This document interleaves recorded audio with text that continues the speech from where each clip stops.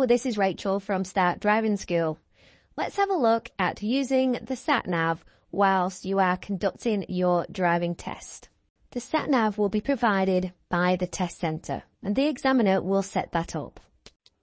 Depending on which test route you're on, you'll either start with the Satnav or you'll be asked to follow the Satnav later on during the test. I believe that there is 4 key elements that you need to understand when reading the Satnav and following the directions.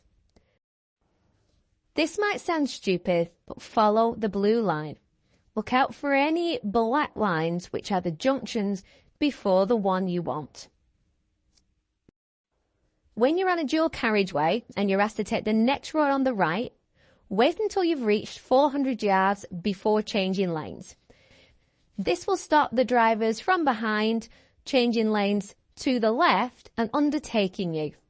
When you're on a normal road and you're about 100 yards from the junction, this is when to start your mirror signal maneuver routine. Read the distance on the Satnav to your next turning.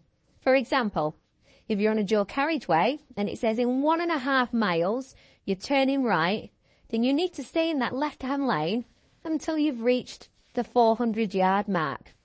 However, if there is a vehicle or an obstruction in the left-hand lane that you need to overtake, then do so and return back to the left-hand lane if there is more than 800 yards left on the Satnav.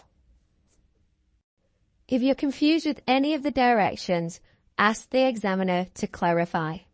If you misread the Satnav and take the wrong direction, don't panic. Just continue with the direction you have taken. And as long as it's safe and legal, you will not be marked down for it on the test. Thanks for watching Start Driving School. Hope this has been useful.